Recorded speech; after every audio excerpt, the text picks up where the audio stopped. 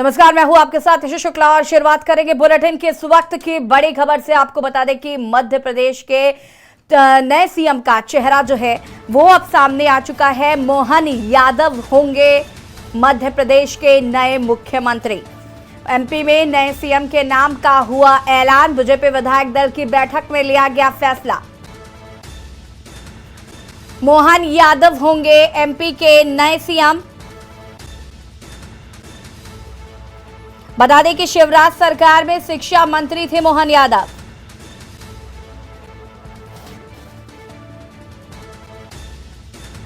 और सीधे ले चलते हैं आपको बीजेपी दफ्तर, जहां पर हमारे संवाददाता सुनील मालवीय हमारे साथ जुड़े हुए हैं। सुनील, ये तस्वीरें हम दर्शकों को दिखा रहे हैं जहां पर बीजेपी दफ्तर की ये तस्वीरें, जहां पर जश्न का माहौल है।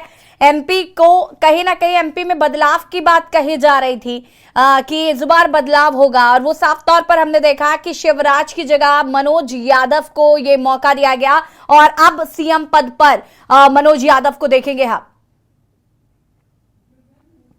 जी बिल्कुल, यसी मध्य प्रदेश में जो मोहन यादव को आज विधायक दल ने अपना मुख्यमंत्री बनाया। ये शिवराज कैबिनेट में उच्च शिक्षा मंत्री रह चुके हैं। और मोहन यादव उज्जैन मालवा महाकाल की जो नगरी कहते हैं, महाकाल की नगरी के रहने वाले हैं। तो वहां से दक्षिण पश्चिम विधानसभाओं से विधायक है। आप देख सकते हैं यसी इस वक्त आप मौजूद से बीजेपी कार्यालय में, जहाँ पर आप देख सकते हैं बीजेपी कार्यकर्ताओं के मन में जोश हर्ष उल्लास का माहौल है। बैंड बाजे बजाए जा रहे हैं और यहाँ पर तमाम जो अपने जो बीजेपी के जो कार्यकर्ता है, कार्यकर्ता यहाँ पर मौजूद है और सभी लोग जश्न मना रहे हैं और ढोल धमाके बज रहे हैं। कि एक जो चौंकाने वाला जो नाम आया बीजेपी में, हमेशा यही रहा है कि जो दूल्हे बनते हैं उनकी शादी नहीं की जाती, लेकिन फिर भी यहाँ पर एक जो नाम कई तरह तरह के कयास लगाए जा रहे हैं। सुबह से कयास लगाए थे, लेकिन सभी नामों से चौंकाने वाला एक नाम मोहन यादव का निकल कर आया और मोहन यादव को मुख्यमंत्री के तौर पर मध्य प्रदेश में के विधायक दल ने चुना है। जी यासी बिल्कुल, अगर हम बात करें यहाँ पर मोहन यादव की, तो देखिए शिवराज सरकार में वो शिक्षा मंत्री भी रहे। अगर हम राजनीतिक समीकरण को समझने की कोशिश करें तो आखिर मोहन यादव ही क्यों?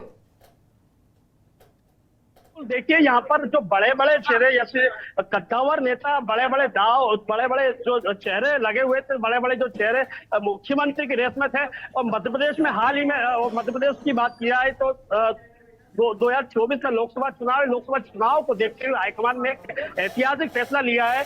क्योंकि अगर नरेंद्र तोमर को सीएम बनाते तो कुछ दूसरे जो व्यक्ति हैं वो कहीं ना कहीं अपना विरोध प्रदर्शन करते हैं, या फिर प्रहलाद पटेल को बनाते तो कहीं ना कहीं प्रहलाद पटेल जो थे वो भारतीय जनता पार्टी के थे। लेकिन कहीं ना कहीं कमी उनकी ये थी कि वो आरएसएस के जो उनकी कमजोरी ये थी, आरएसएस में नहीं आ रहे। लेकिन मोहन यादव का जो उनने जो दाव पे फंसा है, क्योंकि मोहन यादव मध्य प्रदेश में लगभग 54% ओबीसी वर्ग के लोग हैं इस वक्त, इसलिए मध्य प्रदेश में उन्होंने जो ओबीसी का चेहरा का जो दाव फैला है, ये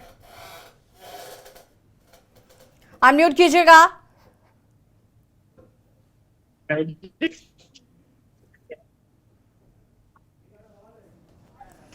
बिल्कुल, अगर हम यहाँ पर सुनील बात करें, देखिए मोहन यादव के नाम पर मुहर लग गई है और कहीं ना कहीं, लेकिन अगर हम शिवराज सिंह चौहान की बात करें तो काफी लंबे समय से वो काफी लोकसभा चुनाव को लेकर एक्टिव नजर आ रहे थे और ये माना जा रहा था कि हो सकता है शिवराज सिंह चौहान ही इस कुर्सी को संभालेंगे। लेकिन अचानक से बीजेपी ने मोहन यादव के नाम पर मुहर लगा दी और सभी को चौंका दिया है।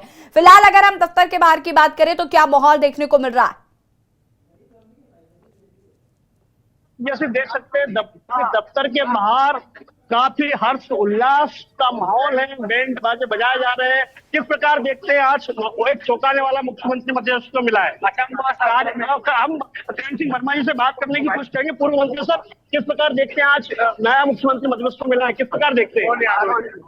तो ये करण सिंह वर्मा जी पूर्व मंत्री हमारे साथ मौजूद था, इनके कहना करण सिंह यादव जी, लेकिन कुछ और लोग भी बाहर निकल कर आ रहे हैं। हम उनसे भी ऐसी बात करने की कोशिश करेंगे किस प्रकार वो लोग।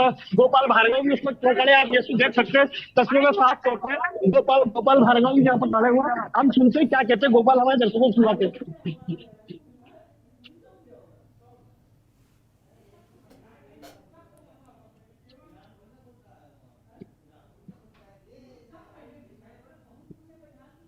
मोहन, सुन पा रहे हैं आप?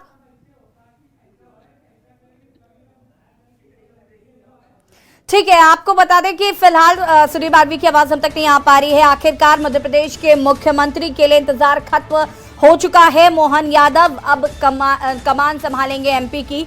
और आपको बता दें कि कई नाम चल रहे थे, जिसमें प्रहलाद सिंह पटेल का नाम काफी आगे चल रहा था। हालांकि बीजेपी ने सभी को चौंका दिया है। मोहन यादव को ये कमान सौंप दी गई है।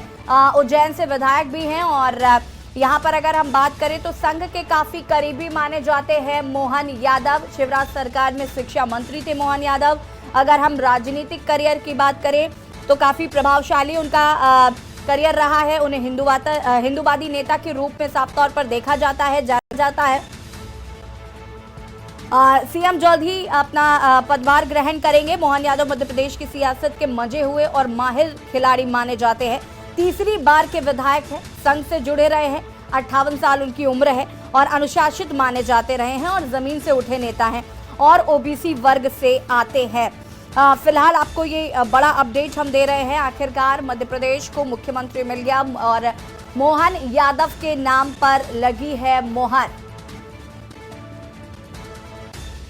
मध्य प्रदेश की राजनीति से जुड़ी इस वक्त की बड़ी और अहम खबर आपको बता रहे हैं। एमपी में नए सीएम के नाम का ऐलान हो गया है। मोहन यादव होंगे एमपी के नए सीएम। बड़ी खबर आपको हम बता रहे हैं।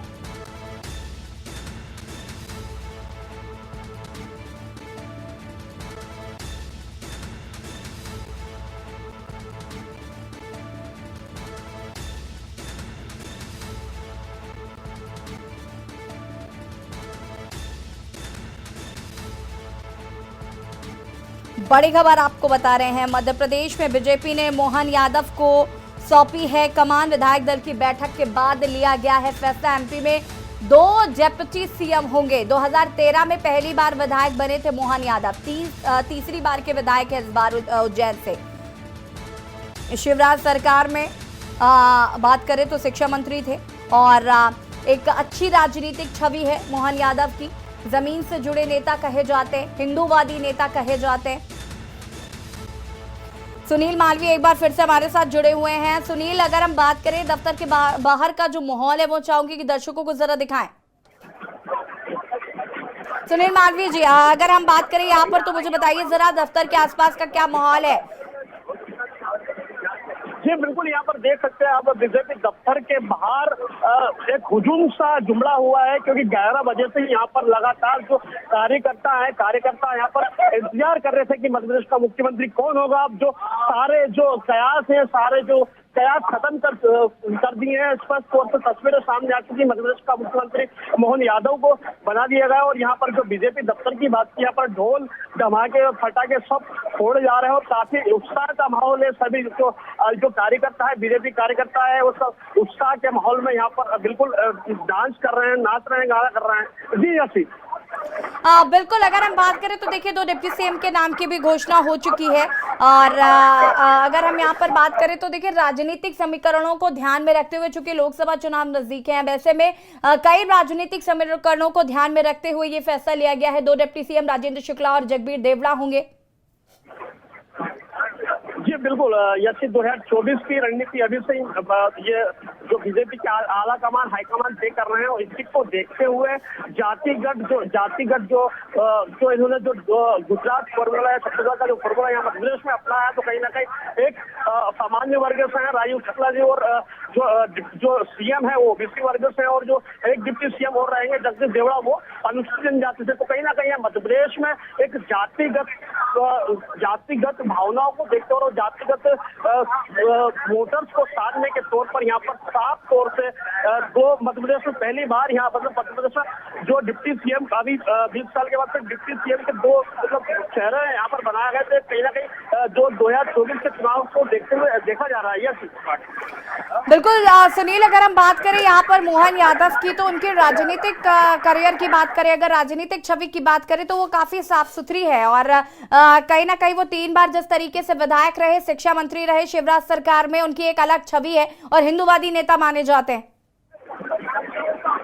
बिल्कुल यसी, हम आपको बता दें मोहन यादव का जो राजनीतिक सफर हुआ था, उज्जैन से ही सफर शुरू हुआ था। उज्जैन से ही उन्होंने जो राजनीति की पाठशाला ली थी और असंख्य के करीबी जुड़े हुए थे, जिसके बाद वहां से विधायक चुने गए थे। विधायक चुनने के बाद फिर शिवराज कैबिनेट में उच्च शिक्षा मंत्री रहे और अब फिर उज्जैन दक्षिण पश्चिम में चुनाव जीते और फिर विधायक दल ने उनको अपना नेता चुना और अब मध्य प्रदेश के मुख्यमंत्री है। जी ठीक है सुनील, वापस आते हैं आपके पास और बता दें कि संघ के करीबी माने जाते हैं मोहन यादव। उज्जैन दक्षिण से विधायक है मोहन यादव, तीसरी बार के विधायक हैं और संघ के भी करीबी माने जाते हैं। उनके राजनीतिक करियर की अगर हम बात करें तो काफी साफ सुथरी छवि वाले हैं मोहन यादव, हिंदूवादी नेता माने जाते हैं। तो यहाँ पर अगर हम लोकसभा चुनाव के मद्देनजर देखा जाए तो हर राजनीतिक समीकरण को ध्यान में रखते हुए बीजेपी इस बार मुख्यमंत्री चुन रही है। बदलाव साफ तौर पर देखा जा रहा है, चाहे वो छत्तीसगढ़ में हमने बदलाव देखा हो या फिर यहाँ पर एमपी की बात करें तो कहीं ना कहीं बदलाव हमने साफ तौर पर देखा। शिवराज को ना चुनकर मोहन यादव को चुना गया। एक बड़े दिग्गज नेता शिवराज सिंह चौहान को पीछे छोड़ते हुए मनोज यादव को, माफ कीजिएगा, मोहन यादव को ये कमान सौंपी गई है। राजेंद्र शुक्ला और जगबीर देवड़ा डिप्टी सीएम होंगे। साथ ही साथ सीनियर लीडर नरेंद्र सिंह तोमर को विधानसभा अध्यक्ष बनाया गया है, यानी कि वो स्पीकर होंगे।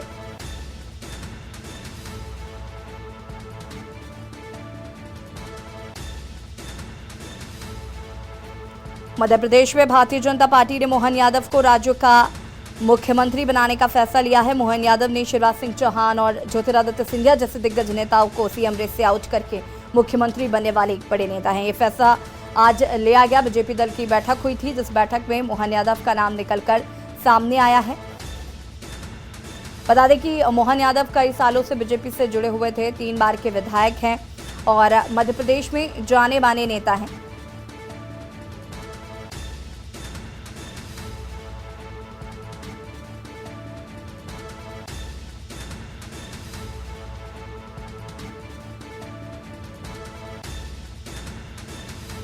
मोहन यादव मध्य प्रदेश के उज्जैन जिले में उज्जैन दक्षिण निर्वाचन क्षेत्र के विधायक के रूप में कार्यरत है। उज्जैन दक्षिण निर्वाचन क्षेत्र जो कि मालवा उत्तर क्षेत्र का हिस्सा है और उज्जैन लोकसभा क्षेत्र के अंतर्गत आता है, 2003 से भाजपा के लिए एक गढ़ रहा है।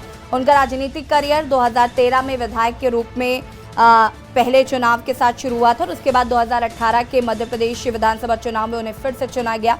मध्य प्रदेश के राजनीतिक परिदृश्य में मोहन यादव का प्रभाव तब और मजबूत हो गया जब उन्होंने 2020 में मुख्यमंत्री शिवराज सिंह चौहान के नेतृत्व वाली सरकार में कैबिनेट मंत्री के रूप में शपथ ली थी। शिक्षा मंत्री थे शिवराज सरकार में। संघ के काफी करीबी माने जाते हैं मोहन यादव। तो बीजेपी ने कहीं ना कहीं एक बड़ा राजनीतिक उलटफेर साफ तौर पर हमने देखा कि मोहन यादव को मध्य प्रदेश की कमान सौंप दी गई है। बड़ी खबर आपको मध्य प्रदेश से बता रहे हैं, जहां पर मध्य प्रदेश में नए मुख्यमंत्री का ऐलान हो गया है। मोहन यादव होंगे एमपी के नए मुख्यमंत्री। 2 डिप्टी सीएम बनाए जाएंगे। 2013 में पहली बार विधायक बने थे मोहन यादव और उसके बाद तीसरी बार के विधायक हैं इस बार और शिक्षा मंत्री भी थे शिवराज सरकार में। जाने माने नेता है मोहन यादव।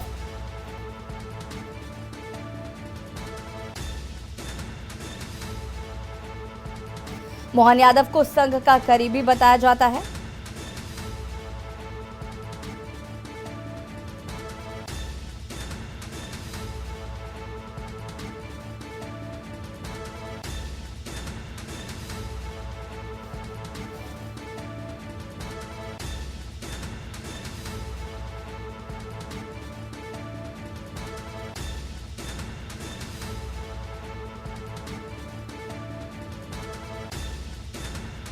बड़ी खबर आपको बता रहे हैं, मोहन यादव को सौंपी गई है एमपी की जिम्मेदारी और आप मोहन यादव होंगे एमपी के नए सीएम। मोहन यादव को संघ का करीबी बताया जाता है। राजनीतिक करियर की बात करें तो बेहद ही साफ सुथरी छवि वाले हैं मोहन यादव और 3 बार के विधायक रह चुके हैं उज्जैन से और बीजेपी से काफ़ी लंबे समय से जुड़े रहे हैं। कहीं ना कहीं बीजेपी ने मोहन यादव को मुख्यमंत्री बनाकर सभी को चौंका दिया है। हालांकि इसके क्या राजनीतिक समीकरण हैं, क्या मायने होंगे, ये तो आने वाला वक्त ही बताएगा।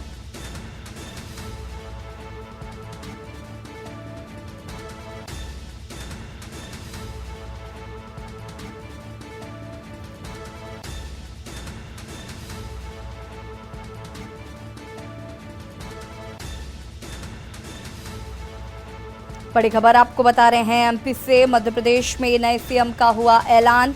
मोहन यादव होंगे मध्य प्रदेश के नए सीएम।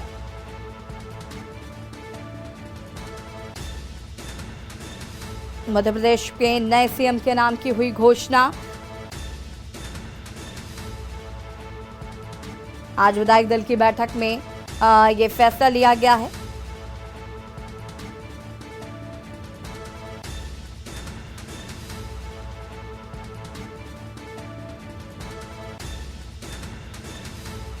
आपको बता दें कि इस रेस में कई नाम शामिल थे। एमपी सीएम पद की रेस में कई दिग्गज नाम थे, जिसमें प्रहलाद पटेल, नरेंद्र सिंह तोमर, वी शर्मा, ज्योतिरादित्य सिंधिया, कैलाश विजयवर्गीय जैसे कई बड़े नाम शामिल थे, जिसमें केंद्रीय मंत्रियों ने अपने पद से इस्तीफा भी दे दिया। बीजेपी ने सभी को चौंकाते हुए मोहन यादव को नया मुख्यमंत्री बनाया है।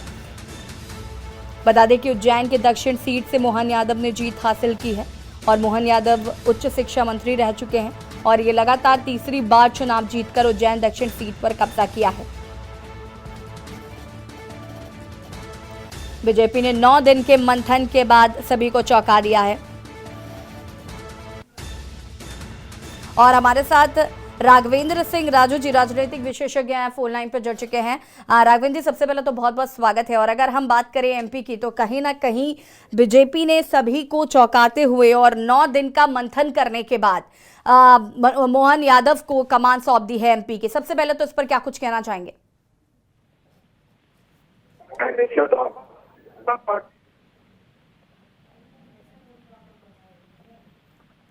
राघवेंद्र जी, आवाज आ रही है आपको?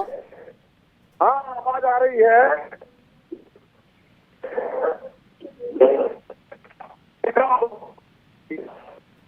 राघवेंद्र जी की आवाज हम तक स्पष्ट नहीं आ पा रही है।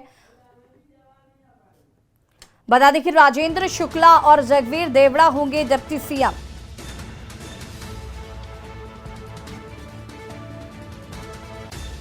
एमपी से इस वक्त की बड़ी और अहम खबर, एमपी में नए सीएम का नाम का हुआ ऐलान। मोहन यादव होंगे एमपी के नए सीएम। बीजेपी विधायक दल की बैठक में लिया गया फैसला।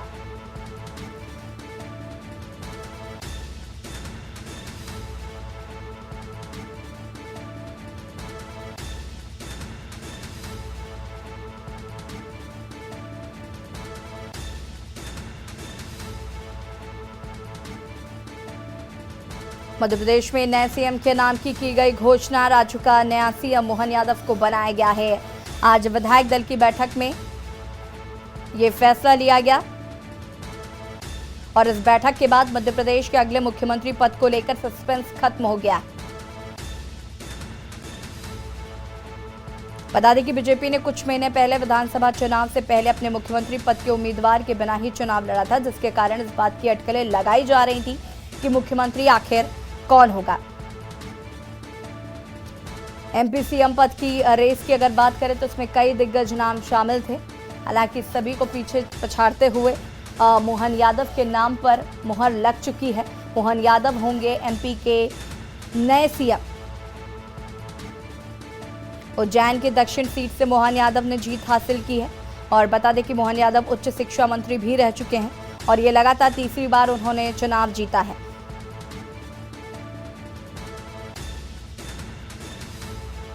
इस वक्त की बड़ी और अहम खबर आपको हम बता रहे हैं, मोहन यादव होंगे एमपी के नए सीएम।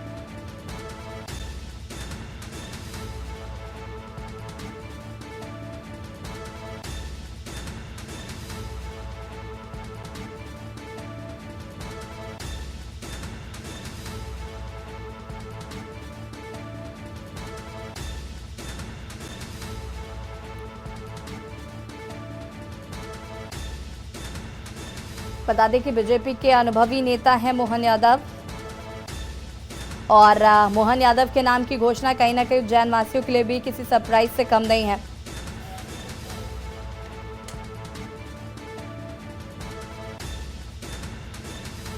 और हमारे साथ वरिष्ठ पत्रकार नावेद शिकोजी फोन लाइन पे जुड़ चुके हैं। नावेद जी, बहुत बहुत स्वागत है आपका। और एमपी में नए सीएम का ऐलान हो गया। 9 दिन के मंथन के बाद आखिरकार इंतजार खत्म हुआ और कहते हैं कि हमेशा बीजेपी उस दिशा में काम करती है जिस दिशा में कोई सोचता भी नहीं है। मोहन यादव का नाम दूर दूर तक कहीं चर्चा में नहीं था और मोहन यादव के हाथ ये कमान सौंप दी गई है।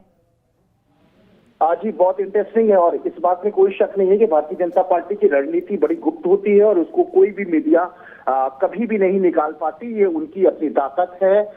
कतई भी उनका नाम किसी चर्चा में नहीं था और लगातार ये बात हो रही थी, तमाम नाम सामने आ रहे थे, लेकिन मोहन यादव का नाम कहीं नहीं आया था।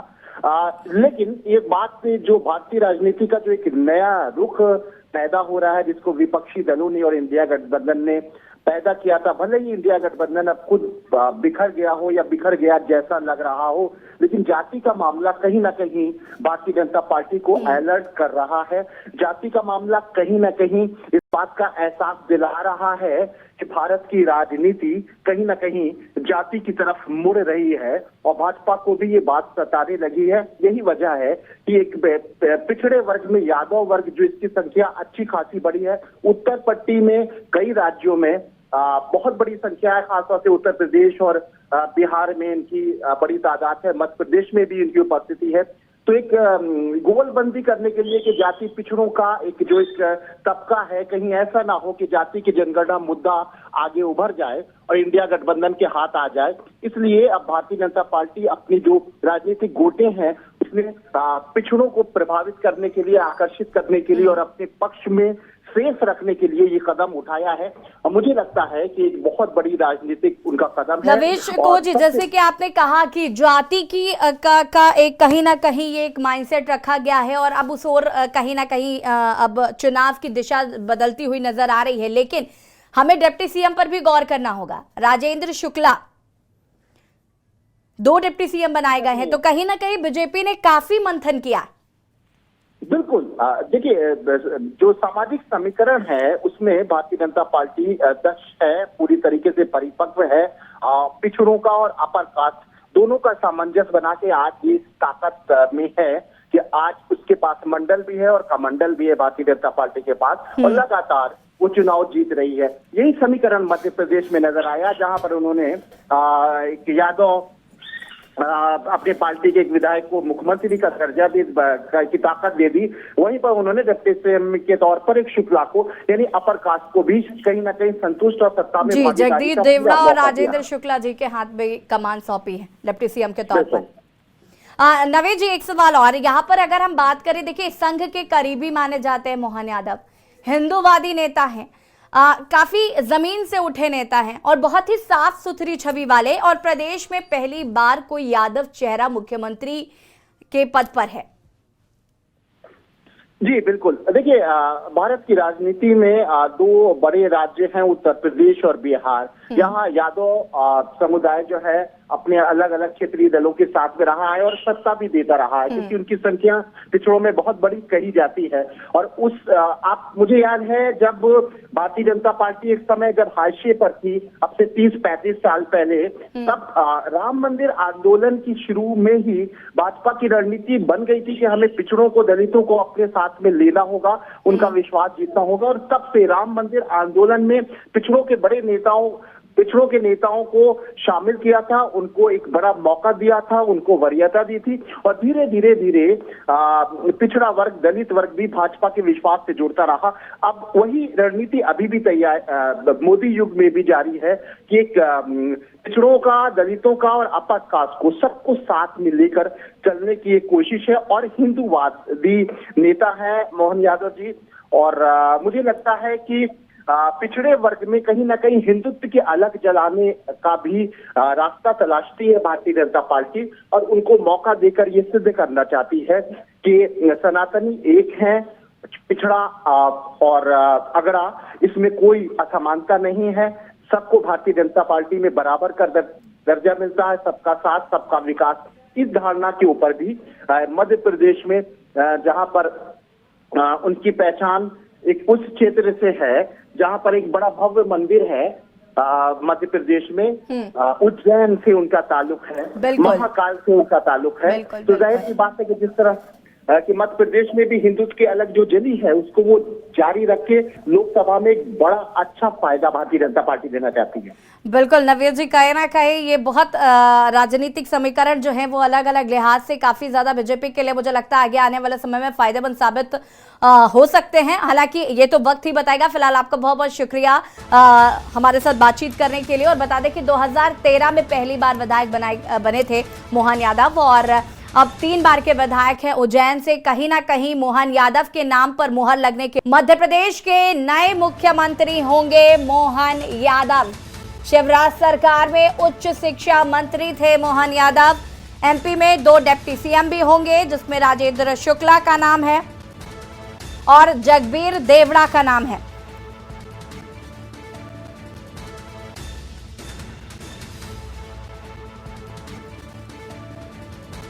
एमपी में नए सीएम के नाम का हुआ ऐलान और मोहन यादव के नाम पर लगी है मुहर।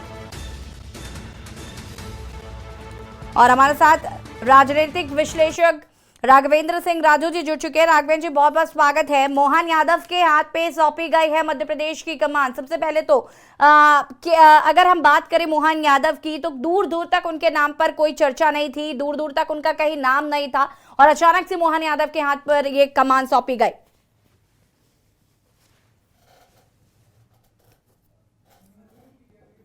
अनम्यूट कीजिएगा प्लीज।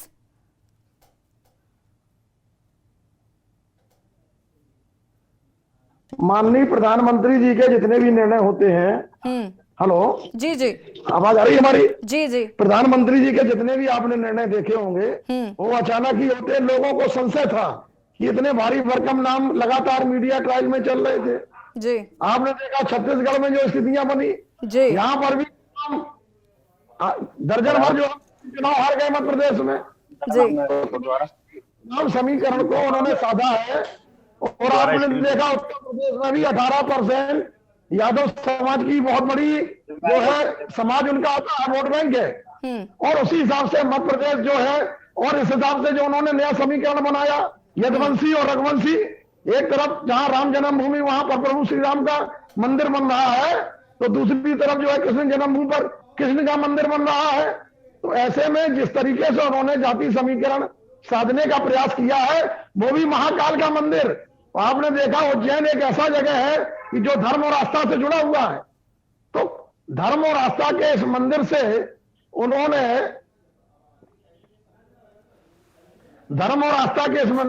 उन्होंने अगर मोहन यादव जी को लिया है जो उच्च शिक्षा मंत्री रहे हैं, अनुभवी व्यक्ति हैं और उनको मृदभाषी भी कहा जाता है। अभी राजस्थान में जैसे निर्णय नहीं हो पाया तो ये तमाम जो चौंकाने वाले मामले आ रहे हैं ये निश्चित तौर पर भारतीय जनता पार्टी जिन पाने और लगातार जंग थी, ये एक अनुशासित पार्टी है, इसमें कभी ये तय नहीं होता है। तो जो निर्णय है निश्चित तौर पर मैं समझता हूं कि आने वाले समय में राजस्थान में भी कोई अच्छा चेहरा सामने आ सकेगा। और आज जो 2 डिप्टी सीएम यहाँ पर बनाए गए हैं तो ये भी तमाम बातें जो दिख रही हैं, हेलो जी जी जी, हेलो, जो यहाँ पर जो बातें निकल करके आ रही हैं निश्चित तौर पर उन्होंने नरेंद्र सिंह तोमर को, राघवेंद्र जी, कहीं ना कहीं ये साफ है ना कि ये कहीं ना कहीं जातीय समीकरण को साधने की कोशिश की जा रही है। मध्य प्रदेश में पहली बार यादव चेहरा सीएम पद पर। ये निश्चित तौर पर है कि ये महासंग्राम लोकसभा का शुरू हो गया और 22 जनवरी के बाद जब राम जन्मभूमि का आप देखेंगे कि माननीय प्रधानमंत्री के द्वारा और जिस हिसाब से तैयारियां भारतीय जनता पार्टी चल रही। ठीक है राघवेंद्र जी, आपको यहाँ पर माफी के साथ रोकना चाहेंगे और बीजेपी दफ्तर की सी तस्वीरें। आदरणीय मध्य प्रदेश के हमारे सभी वरिष्ठ नेतृत्व ने उनके प्रस्ताव का आज अभी समर्थन किया है और मैं मोहन यादव जी मध्य प्रदेश के विधायक दल के नए नेता के तौर पर आज वो निर्वाचित हुए हैं। मैं भारतीय जनता पार्टी मध्य प्रदेश की ओर से मध्य प्रदेश के करोड़ों करोड़ कार्यकर्ताओं की ओर से उन्हें बहुत बधाई और शुभकामनाएं देता हूं। इस अवसर पर भारत के प्रधानमंत्री नरेंद्र मोदी जी का, दुनिया के सर्वाधिक लोकप्रिय नेता, देश के गृह मंत्री, भारतीय राजनीति के आधुनिक चाणक्य, जिन्होंने मध्य प्रदेश के चुनाव में प्रधानमंत्री नरेंद्र मोदी जी के नेतृत्व में मध्य प्रदेश के मन में मोदी और मोदी जी के मन में मध्य प्रदेश के अभियान को जनता ने जो आशीर्वाद दिया, कुशल रणनीति अमित शाह जी के साथ भारतीय जनता पार्टी के सम्मानीय राष्ट्रीय अध्यक्ष जेपी नड्डा जी का जो आशीर्वाद मिला, मैं हमारे नेतृत्व को, माननीय प्रधानमंत्री जी, माननीय अमित शाह जी, माननीय नड्डा जी को और भारतीय जनता पार्टी के हमारे नेता जो मुख्यमंत्री शिवराज सिंह चौहान को भी, ये पूरे नेतृत्व को बधाई देता हूं, हृदय से अभिनंदन करता हूं कि एक ऐसे कार्यकर्ता को जो विचार के लिए प्रतिबद्ध होकर, जिन्होंने अपना संपूर्ण जीवन छात्र राजनीति से लेकर विचार के लिए काम करने का लगातार जो प्रयास किया है, अथक मेहनत और परिश्रम के साथ जमीन से निकले हुए सामान्य परिवार के व्यक्तित्व को आज मध्य प्रदेश भारतीय जनता पार्टी के विधायक दल का नेता चुना गया है। मैं पुनः एक बार मोहन यादव जी का अभिनंदन करता हूं, बहुत बहुत बधाई देता हूं और हमें विश्वास है कि माननीय प्रधानमंत्री मोदी जी के नेतृत्व में यह मध्य प्रदेश, जो हमने कहा कि अपने स्वर्णिम मध्य प्रदेश बनाने के लिए, मध्य प्रदेश को आत्मनिर्भर मध्य प्रदेश बनाने का जो संकल्प है, आज हमारे मोहन यादव जी नेता चुने गए, उनके नेतृत्व में मध्य प्रदेश के मुख्यमंत्री के तौर पर माननीय प्रधानमंत्री जी के नेतृत्व में हम लगातार मध्य प्रदेश को स्वर्णिम मध्य प्रदेश बनाने का संकल्प आज लिया है। भारतीय जनता पार्टी ने उस दिशा में उस संकल्प को पूरा करने के लिए मोहन यादव जी से लेकर के पूरी भारतीय जनता पार्टी प्रतिबद्ध है। मैं पुनः एक बार मोहन यादव जी को बधाई देता हूं और माननीय प्रधानमंत्री जी का, माननीय अमित शाह जी का, माननीय नड्डा जी का, माननीय शिवराज जी का, नरेंद्र सिंह जी का, कैलाश जी का, प्रहलाद जी का, सभी लोगों का बहुत बहुत हृदय से धन्यवाद करता हूं और मोहन जी को पुनः एक बार बधाई।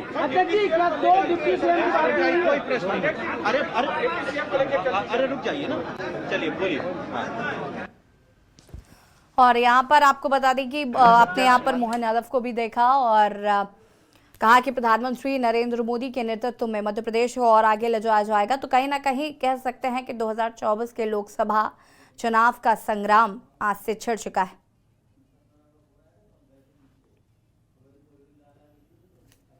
संघ के करीबी है मोहन यादव। बता दें कि उज्जैन दक्षिण से विधायक है मोहन यादव और मोहन यादव के हाथ पे सौंपी गई मध्य प्रदेश की कमान। बीजेपी दफ्तर की ये तस्वीरें जहां पर आप देख सकते हैं ग्रुप फोटोज ली जा रही हैं। बीजेपी कार्यालय में जश्न का माहौल साफ तौर पर देखा गया।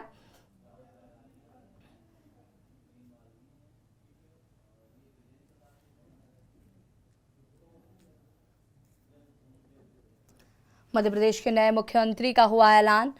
मोहन यादव मध्य प्रदेश के नए मुख्यमंत्री। महाकाल की नगरी उज्जैन से आते हैं। उज्जैन से 3 बार विधायक रह चुके हैं और शिवराज सरकार में उच्च शिक्षा मंत्री रहे।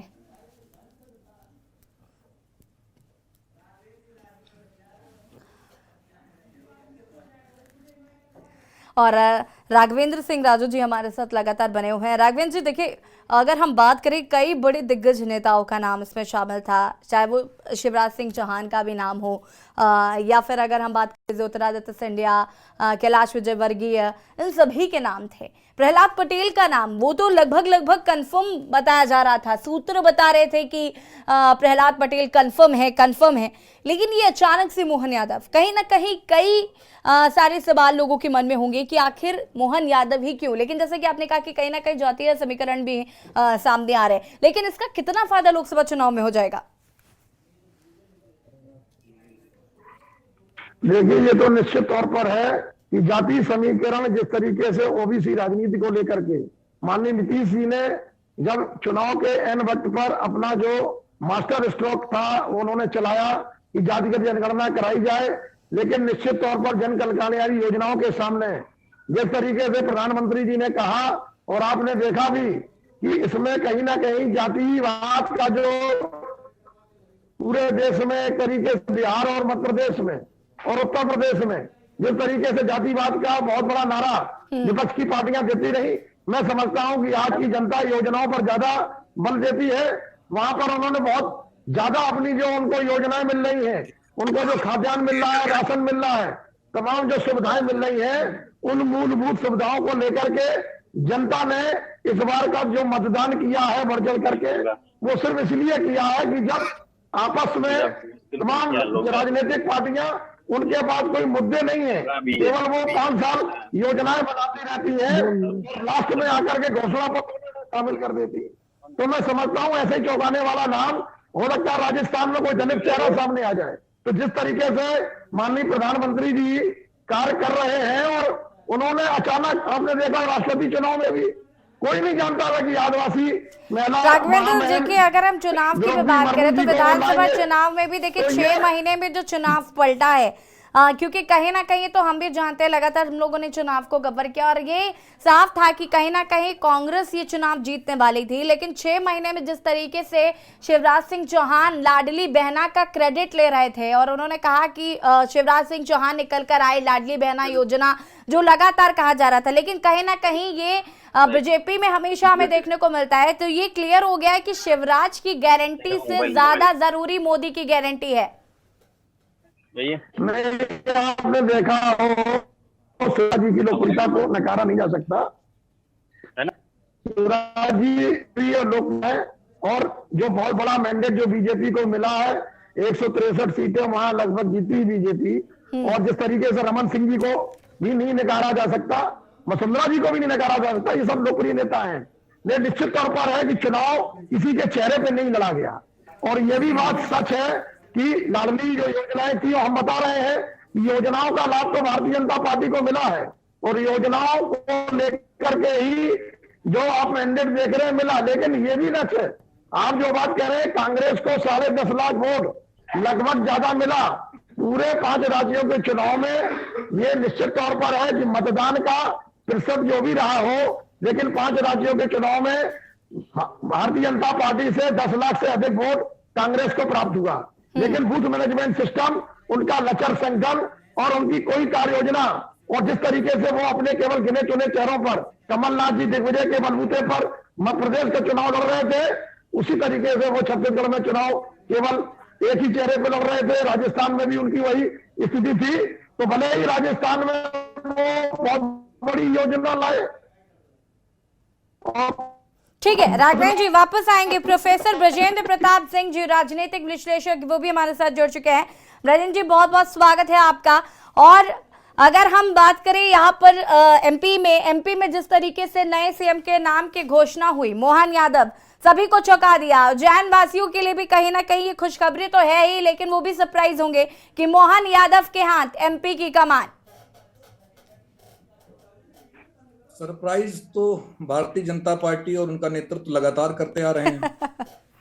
विधानसभा का जब चुनाव शुरू हुआ था तो बड़ी मान मनोवल चल रही थी कि मध्य प्रदेश में स्थापित नेताओं को मनाया जाए, शिवराज सिंह चौहान को, वसुंधरा राजे जी को राजस्थान में, छत्तीसगढ़ में रमन सिंह जी को।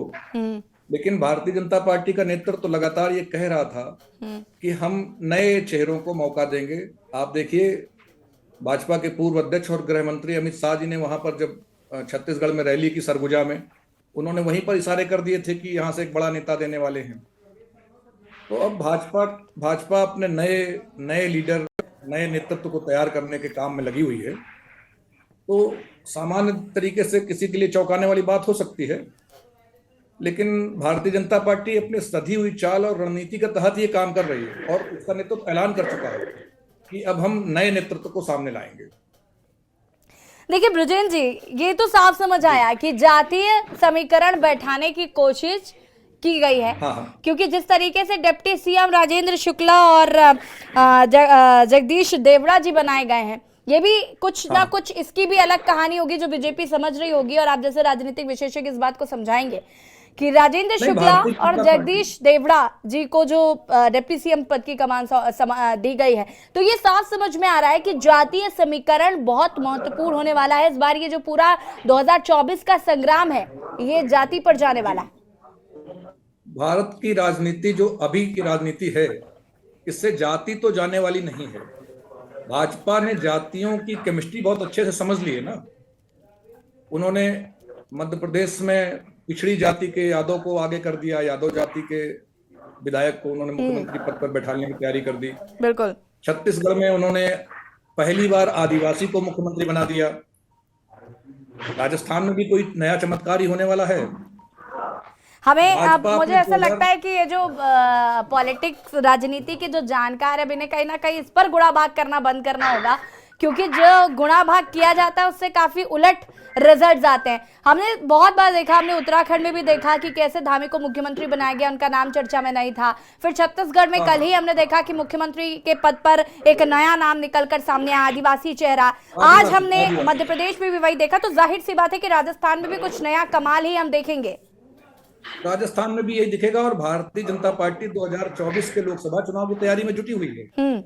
और वो एक एक हर जाति, जो भी बड़ी कम्युनिटी है इस देश में, उन्होंने महिलाओं की जाति बना दी। महिलाओं का आरक्षण देने के बाद महिलाओं को अपने साथ इकट्ठा किया। वो पिछड़ों को सशक्त करने की बात लगातार प्रधानमंत्री कर रहे हैं।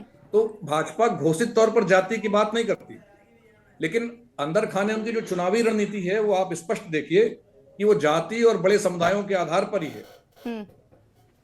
और राहुल गांधी और कांग्रेस भी यही कर रही है, लेकिन भाजपा का जो प्रबंधन है वो सब पर आगे हो जाता है और ये आगे बढ़ जा रहे हैं। बिल्कुल, वो टेक्निक तो साफ तौर पर हम देख रहे हैं, क्योंकि 6 महीने में विधानसभा चुनाव में, चाहे वो मध्य प्रदेश हो, चाहे छत्तीसगढ़ या राजस्थान, जो सूरत बदली है 6 महीने के अंदर, हमने चुनाव को बदलते देखा, पलटते देखा, लोगों का माइंडसेट चेंज होते देखा। हम इस बात से डिनाई नहीं कर सकते। उनका बूथ मैनेजमेंट है, और सबसे बड़ी बात यह है कि विपक्ष अभी भी बिखरा हुआ है, उसकी चुनावी रणनीति बहुत कमजोर है। वो आपसी कलह का शिकार हो गए और भाजपा एकजुट होकर चुनाव लड़ी। शिवराज सिंह चौहान को मालूम था कि वो मुख्यमंत्री नहीं बनने वाले हैं। जी, सुनने में ये भी आ रहा है ब्रजेंद्र जी कि मोहन यादव का नाम शिवराज सिंह चौहान ने सजेस्ट किया था। ये परंपरा है।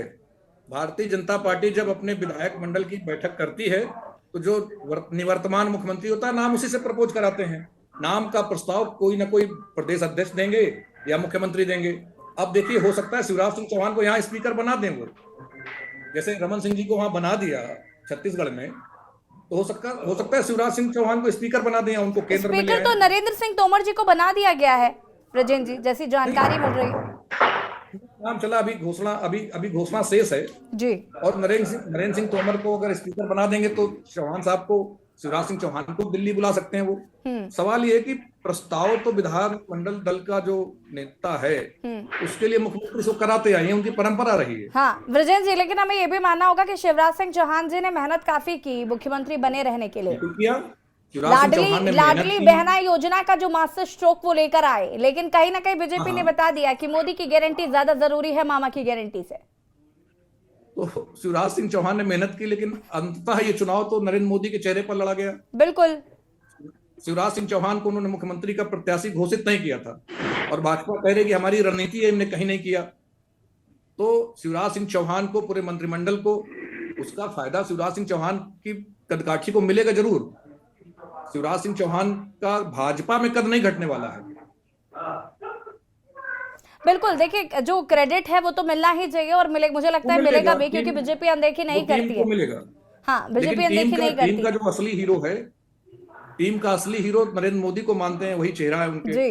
लेकिन शिवराज सिंह चौहान को उनका जो वाजिब हक है वो मुझे लगता है कि अभी उनका भारतीय जनता पार्टी के अंदर उनको मिलने वाला है। मिल सकता है, दिल्ली बुलाए जा सकते हैं, वो किनारे नहीं किए जाएंगे उमा भारती की तरह।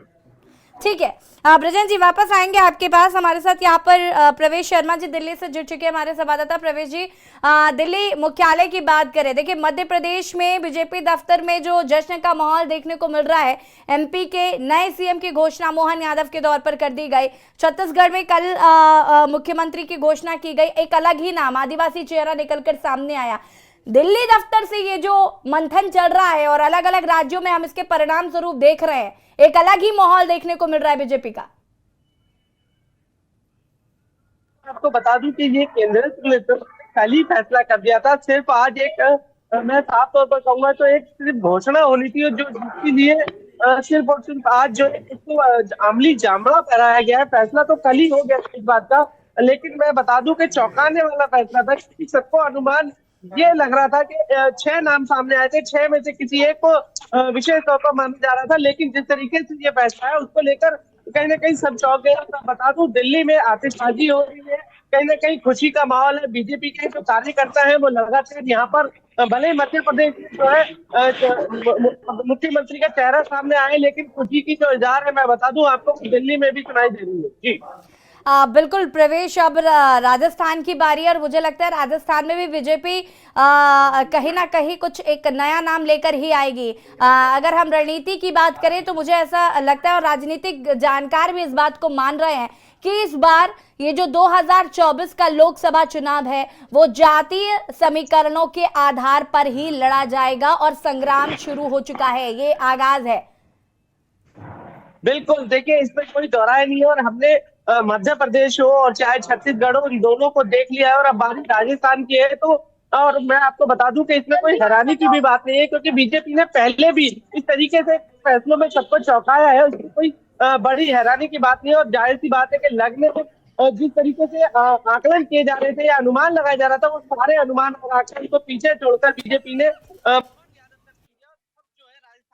राजस्थान में भी कहीं ना कहीं ऐसा ही कोई चौंकाने वाला नाम सामने आएगा। इसका पूरा जो गणित है राजनीतिक पंडितों ने लगा दिया है।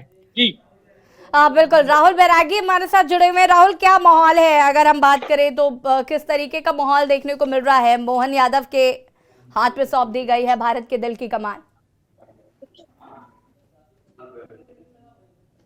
अनम्यूट कीजिएगा राहुल जी।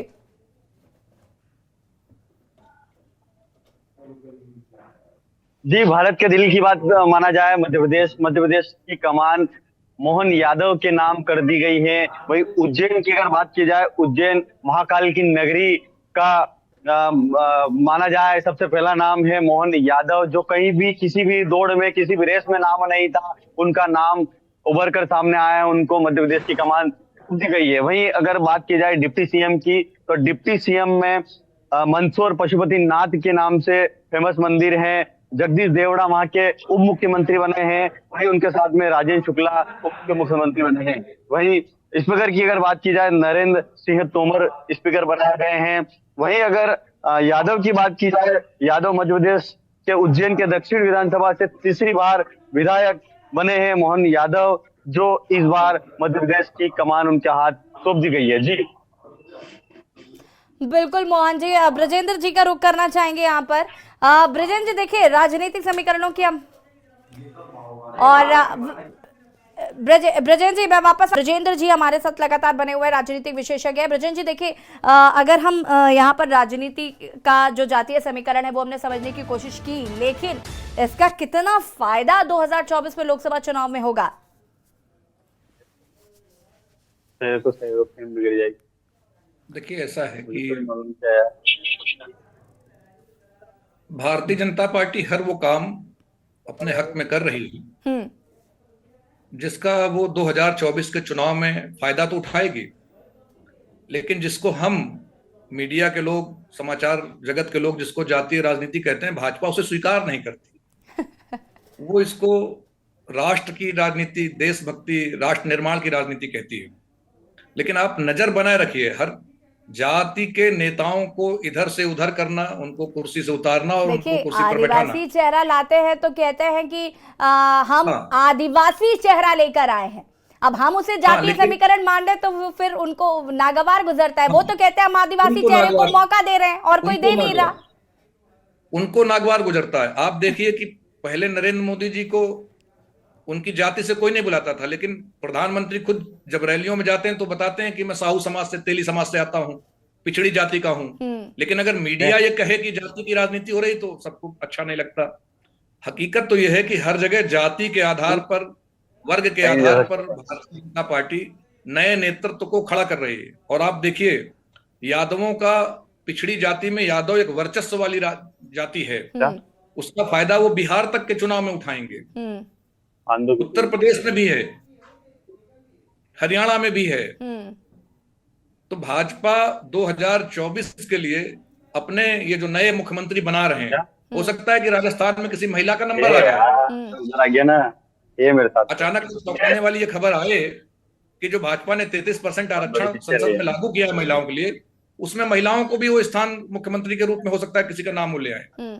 ये इसमें भी बहुत चौंकने की बात नहीं होगी। ये सारी की सारी चुनावी गणित है। 2024 के लिए व्यूह रचना कर दी गई, जिसको हिंदी हार्टलैंड होते थे। बिल्कुल। उत्तर भारत में राजस्थान, छत्तीसगढ़, मध्य प्रदेश, और अब उत्तर प्रदेश में उनके पास एक योगी आदित्यनाथ के रूप में योगी भी हैं, वो छत्री भी हैं, पिछड़ी जाति भी हो गई, आदिवासी भी आ गए। तो भाजपा जाति के सारे समीकरण दुरुस्त कर रही है।